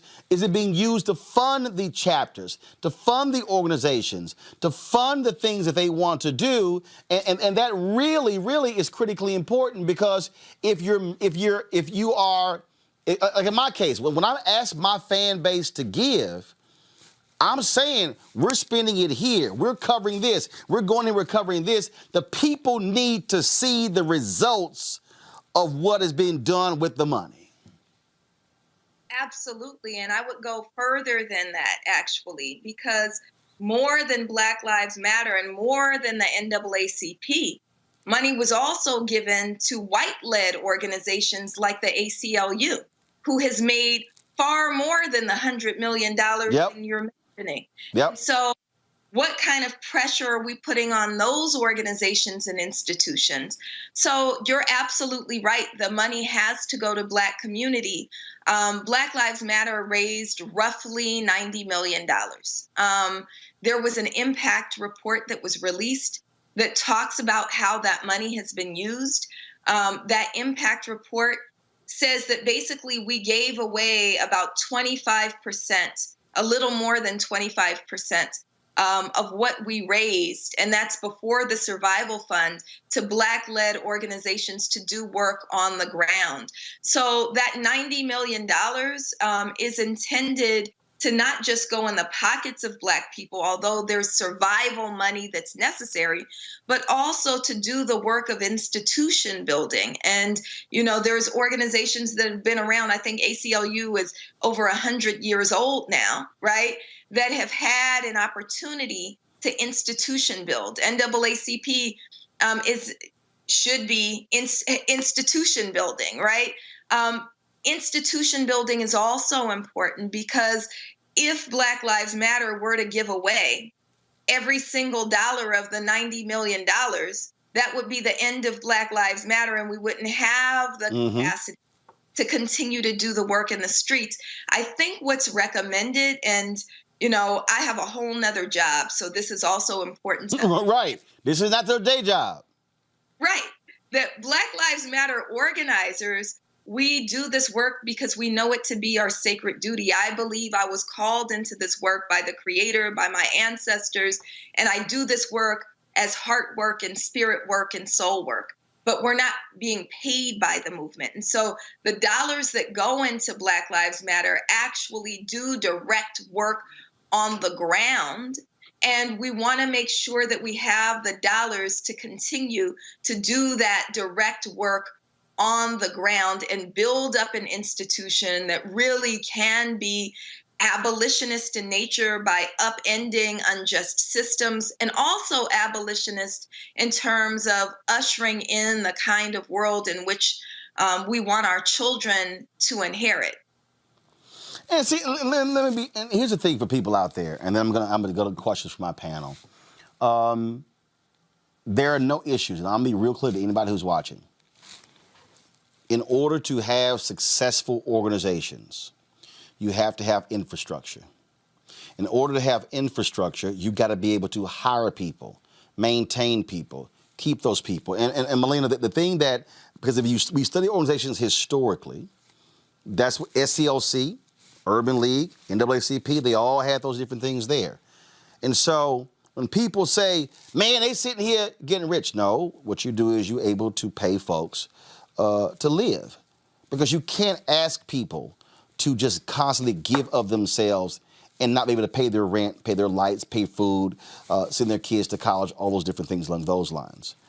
But what I do hear from other Black Lives Matter chapters and activists is that you also have to, and what I'm about to say, I've heard the exact same thing from NAACP chapters. I've heard NAACP chapters say, national, y'all got to be doing more funding your state branches and your local branches. So this is not a solely BLM conversation. This is what, and look, I'm Vice President Digital for the National Association of Black Journalists. We hear the exact same thing from our chapters. This is what happens when you have organizations, and we have to recognize that, but the key here is transparency. I think the key here is constantly being transparent with what is going on so people know, and then you don't have people just with misinformation, disinformation, making up stuff, spreading lies. That's the most important thing. Absolutely, which is why we issued the impact report, so people could see where did that $21 million that we gave in 2020, where did it go? What organizations were funded through that money? Right. And then you're right about being able to hire and being able to have staff. I'm very fortunate that my day job that pays me gives me flexibility. I have flexibility in being able to dedicate so much time to Black Lives Matter without being paid. But it shouldn't just be that because I'm a professor and can kind of merge my paid job with my life's work, that's why I can contribute, right? It should be that people who work retail can also say, you know what, maybe I can do some work here and be compensated for that work. So we're beginning to think about how to build infrastructure, how to make sure that we have the things that we need, that we're not constantly begging for free photocopies and water and signs and people to print stuff for us for free, right? That we can use the dollars that we've generated to, again, build institution that's enduring. And that's what, really this last kind of moment of uprising, this watershed moment that did bring tremendous resources to Black Lives Matter is. And then finally, and I'll break after this, is, we need people to be a little patient. This is our first real money. We didn't have money before 6 or 8 months ago, right? Black Lives Matter was funded out of the pockets of people like me and Baba Akili and Sister Jan, who are just, I'm a professor, but I'm also a single mom and I'm also a working class person. People can Google what my salary is, right?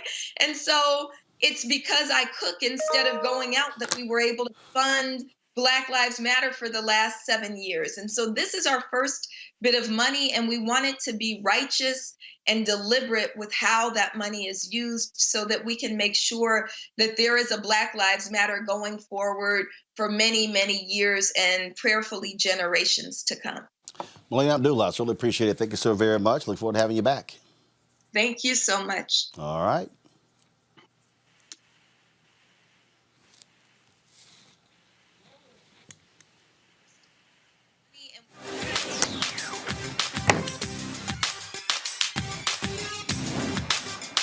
Been frozen out. Facing an extinction level event. We don't fight this fight right now, you're not going to have black on you.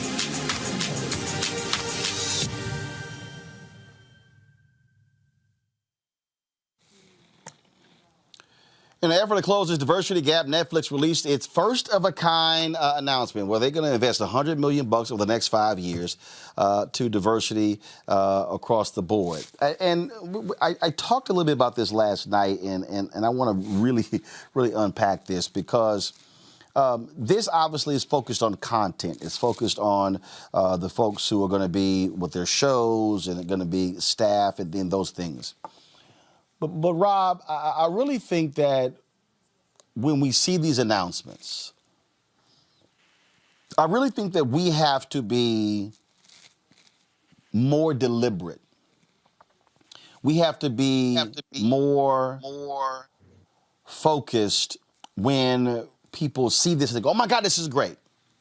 YouTube, they announced this $100 million content creators initiative. And what I said last night is we've got to be asking different questions of these various entities. Same thing. All these companies that gave money to Black Lives Matter, all these companies that have given money to the NAACP, all these companies that have given money to the National Urban League, and trust me, black organizations have gotten lots of money in the wake of the death of George Floyd. Yeah. Okay. But what we have to be doing is we have to be saying, okay, you're creating these initiatives. So if you're Netflix, you're creating this initiative because, frankly, you want more black eyeballs. You want to produce black content to get more black people to watch for longer so they don't watch other platforms. Totally get it. Totally support it. Earlier, I mentioned Netflix. Reed Hastings, their CEO, announced they were placing $100 million in black banks. Totally get it. But this is what I mean by how we must be having a 360-degree view and asking, when these stories come up, and asking the next thing, which really for me is why I've been talking about this is the third Reconstruction. And let's just be real clear. White mainstream reporters are not going to ask these questions. And yes, I did reach out to Netflix to get someone to come on this show to discuss this initiative. And I wanted to talk about this. I want to be able to, no, go back to the panel, please. I want to be able to ask them, Rob, okay, you're going to spend $100 million over 5 years to create the content. But I have a series of questions. Are you using black advertising agencies? Are you investing in black media? Are you requiring on your productions that diverse caterers and limousine drivers and IT experts be used as well? See, it's real easy for us to just talk about, okay, just the content. And again, that's important. It's easy for us to also talk about who are your black board members. That's important. Who are your black senior execs. That's important. But we have got to start asking different questions and demanding answers with these initiatives. Say, no. How are you supporting black people holistically in all of your areas, not just you spending money for content? It's actually going to make you more money with your stock price. Yeah, I mean, you make the most relevant point on this, Roland. Like, this is not when they talk about these efforts, this is not charity. This is an economic decision. This is smart business. That's what that is in the discussion, right? I had on my show Monique Woodward. I haven't aired this show yet. Yours actually came out, by the way, on Disruption Now. But Monique Woodward is investing. She's a black female investor and entrepreneur based in Silicon Valley. But she's invested in a company called Encantos, who she believes is going to take over Disney because they focus better than anybody else on diverse content. All this is about is not only America, the world is becoming more diverse, less non-white. That's where the money is. So, the reason why Peloton joined with Beyonce wasn't because they love Beyonce. Is because, my wife and a lot of Spelman people and people that went to HBCUs, all of them went to buy Pelotons. Why? Because Beyonce did it. Because Black people and Black artists create value, but that equity rarely goes through us. So I think, Roland, if you can give me a little time on this, I think we should think bigger. Is actually why I'm holding an art and equity summit, and we need to look at our value in our art. And there are new opportunities now to invest in crypto art, which allows us to keep and make more money off of our digital art and keep that for the life of the whole contract. So when your art sells the next time for like $6 million, just like, what happened to Dave Chappelle, luckily he was able to get his art back. Most people can't. But now there's new digital technology. When you create art and you first do it, you get royalties for the life of it. And people are selling these crypto art now just in 2020 and 2021 for $6 million sometimes a pop. NBA Top Shot is doing this now with NBA players taking their likes and images, and people are buying them for $200,000. So there is an opportunity now for us to look outside of just these institutions. We can create our own value, and we should be looking towards that. The reason I'm going here, Candace, and I really hope I can get this brother on the show. I really do, because this is a perfect example of how when you're in a corporate position, you actually change the paradigm.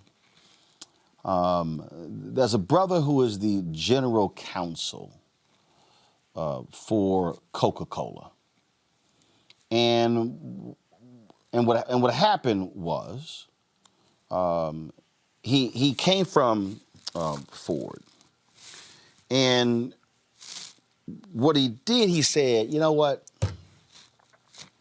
this diversity stuff ain't working.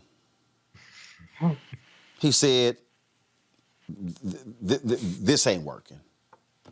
And I'm not satisfied with what these law firms that we at Coca-Cola are paying folks millions of dollars, and they're making money from these companies, making money off of us. Go to my iPad, please.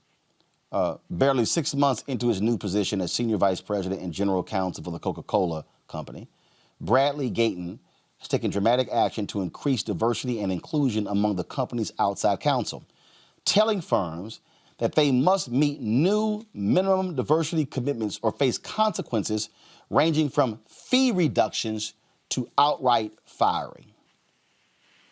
He lays out here that, look, this is the only way these things are going to change. See, Candace, this is what I'm talking about.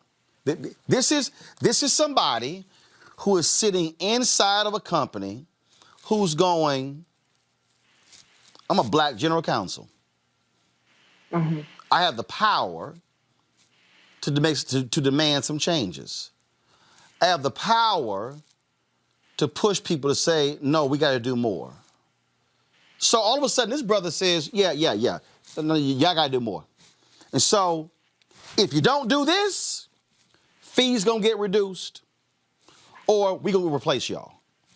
What I'm arguing, whether it's Netflix, I saw a story today, Amazon Prime, the CMO, talking about what they're doing, and I'm saying the same thing. Who are y'all doing? Who are your black vendors? Who are you doing business with? Not your content black vendors. But even of your content black vendors, are you telling them, I don't want to just see black actors and black actresses. I want to know that whole ecosystem of a production, who are you using? Because if you sit back and say, we got 100 different productions, and I get the list and realize, man, y'all paid all this money to transportation, not one black limo company. Not one black catering company. See, this to me is how you think beyond just your narrow lane and say, no. We're trying to make sure that a whole collective of black folks get paid. Listen, all the way down to the makeup artist, right? We do need to see that happening. Otherwise, we get left out of the game. And what this man did at Coca-Cola was a boss move, and key to it was that there were consequences, that he forced people to do, or is forcing people to do what he thinks is right in the name of diversity, and saying that if you don't do it, there are going to be consequences. So we get caught up in a $100 million number. That's a big number for content. Right. But like we already know, that's just a move because we know that the Latino population is one of the largest ticket buying populations and consumers in the world. So that's all about the finances. So you're right. We have to look at more than just the content. And even if we look at the content, who's making the content? Are we doing programs for third graders to expose them to opportunities in the field of television, film, and production? Because that's where we are going to grow more people to continue to have them in the field. Because the pot is very, very small. If you look at the things that we see on whatever platform that you are seeing right now, there's a lot of the same type of black content. And for those of you who watch everything like I do, you know exactly what I'm talking about. And then there's some stuff that really is intellectual, but that is very far and few in between. So it's not only content, because you can put a bunch of black content on there that is worthless, or is this something that a lot of people just don't want to see? There's got to be a gamut of content, and there's got to be an understanding that we're going to train people to come up and be a part of these transactions, not just in front of the camera in terms of, actresses, but like you said, all the way down to who is driving the person to the lot in order to service the food. It all makes a difference. Go to my iPad, Michael. Today, the Netflix stock closed at $538.85, down $7.85. And after hours, it's up 17 cents. Why am I saying that? You're talking about a company with a market cap in the billions. And I need everybody to understand, I'm not picking on Netflix because I'm going to sit here and mention another. Let me go right here. Lionsgate. I'm gonna look at their. I'm gonna come back. I'm gonna look at their stock. I'm gonna pull their stock up as well because I need people to understand. I need folks to understand in terms of what we're talking about here, because all y'all out there who've been watching P-Valley, who watched Survivor's Remorse, who watched Power, and now Power 2, and all of these things, I want y'all to understand, they are targeting you as a black consumer. They're targeting you as a black consumer. Starz is owned by Lionsgate. Go to my iPad. They are a publicly traded company. Their stock today closed up 21 cents at $14.52. So when Starz is running their Black History Month promos, when Starz is promoting that, you should be sitting here going, again, I want y'all to think, we should be sitting here going, who produced the spot? Mm-hmm.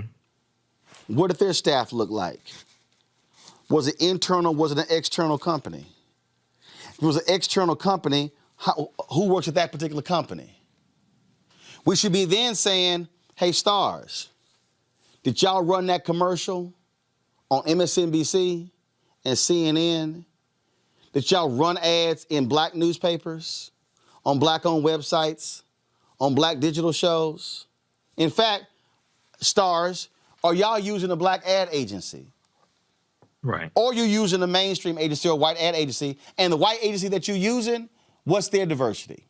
How many blacks on their boards of directors? See, what I'm arguing, I spoke to Walmart, MLK Day 2020. I said to Walmart, y'all by yourself can change the entire paradigm. I said, if Walmart says we're going to lay out race equity for every vendor we work with, and it has to be vertical, it has to be horizontal.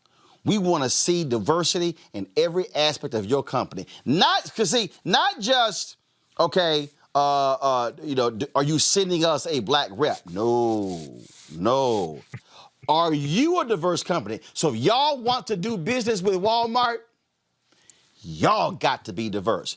Do you understand every major company in America that does business with Walmart would have to change overnight? That's what the brother at Coca-Cola is doing. That's what I'm asking for when I'm saying to black actors who are doing deals with Netflix and Amazon Prime and Hulu and HBO Max and Paramount, use your leverage and your influence to change the paradigm. Don't just get stuck on having diverse talent on the set. Ask holistically, no. How y'all doing it with every company doing business with y'all? I totally agree, Roland. And, this is something I've been talking about for years. This is basically called renegotiating our relationship with corporate America. This is what this is dealing with. Renegotiating our relationship from being basically just consumers to understanding how corporate America has contracts with various businesses, various smaller businesses, like you just mentioned, the catering services, the limousine services, et cetera. And these are African-American owned businesses as well that can have a fundamental change on our conditions here in this country. If you look at back in about 1981, when Reverend Jesse Jackson and Rainbow Push had their economic boycott of Coca-Cola. It lasted about a month. You look at what the result was. What the result of that was. It was bottling companies for African Americans. It was Coca-Cola putting a certain amount of money in African American owned banks. It was understanding that this was bigger than just having African Americans on a corporate board or diversity. This is dealing with the money and redirecting contracts and dollars to African American owned businesses. If we look at the movie Black Panther, came out in 2018, February 16, 2018. A lot of people beat up and said, oh, well, we don't own Black Panther, it's owned by Disney, things like that. What they didn't talk about is that was the first movie filmed at Tyler Perry's new studios in Atlanta that he owns. That was the first movie. Atlanta is like the real Wakanda. A lot of that movie was filmed at a studio owned by a black man, but the other part of the film is that it pumped about $89 million into the Georgia economy. A lot of that money went to black-owned businesses, hairstylists, nail techs, all different caterers, all different types of things like that. So we have to really reorientate ourselves and understand, because a lot of people say we need to build our own. Okay, now after you build your own, okay, now where do you get the business from? And this is a investment on dollars that we spend with these corporations. So this is extremely important. I did a lecture back in 2016 dealing with this called Redistributing the Pain. And we have to understand renegotiating our relationship with corporate America. Look, folks, I'm going to keep pressing this thing, Candace, because as I said last night, if we're trying to sit here and move this thing inch by inch, that's not happening. And it also means that we still have independent products. I support black streaming services, Quayle TV. There's some others that are going to be coming down the pipeline. Folks are announcing because I believe having more of those platforms. But this is just very basic for everybody who's watching. If we are going to reward companies with our eyeballs and with our dollars, Candace, we must have the guts to say what is being returned to us. It means nothing if we as black people continue to increase the value of companies and people who don't look like us are benefiting from financially from that. I'm not, I keep telling folks that scene from Malcolm X, I'm not satisfied. We do have to ask for more. We do have to ask for more accountability too. We also can connect the dots. Right, this weekend we've got the Golden Globes coming up. If you look at the 87 voting members of the Golden Globe board, those journalists, none of them are people of color, making decisions about the Golden Globes, which really dictate often what happens in the Oscars. This is what we do. We compare the two.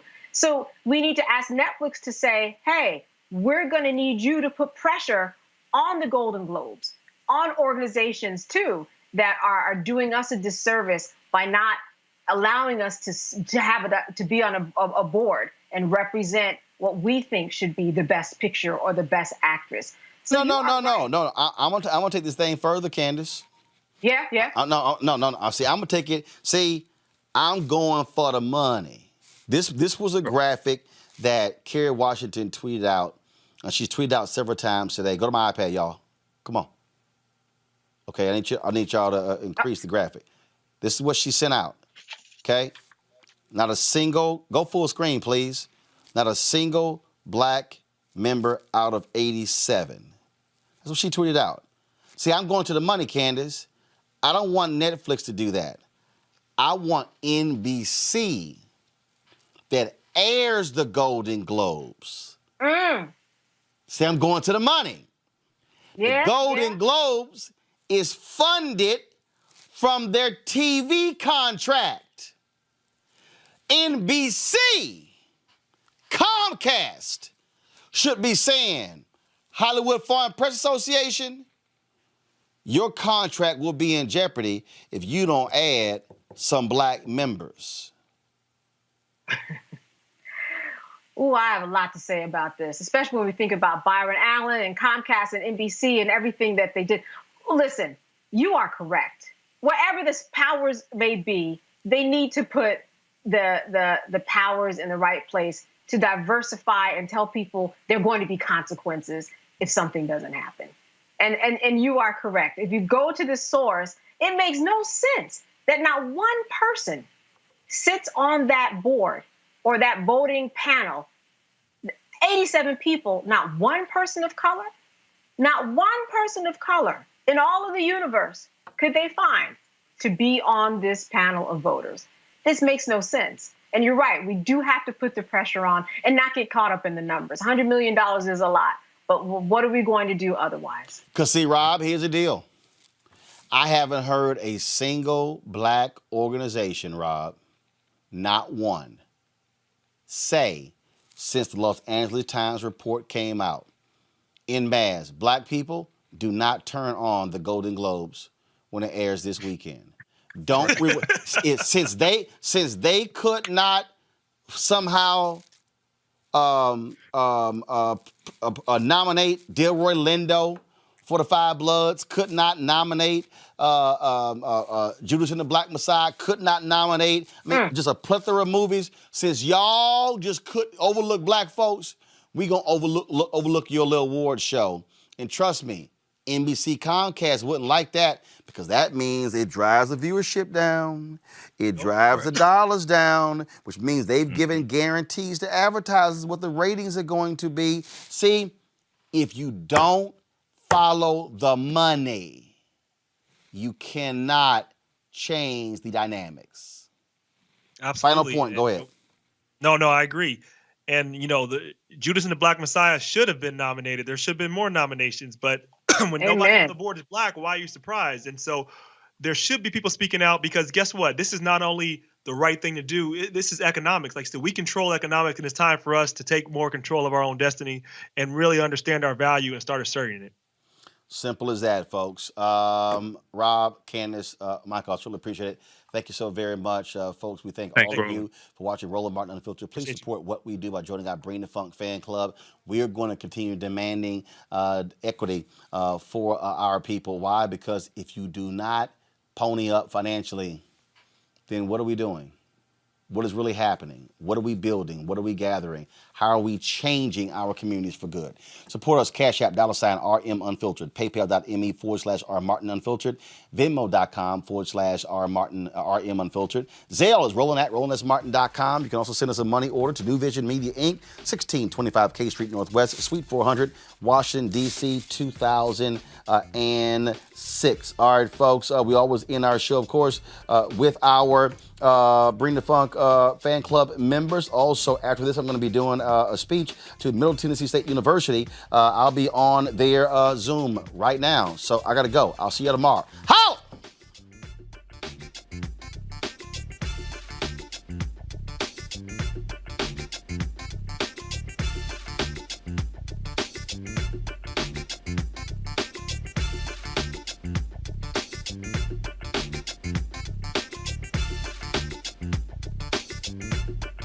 Martin!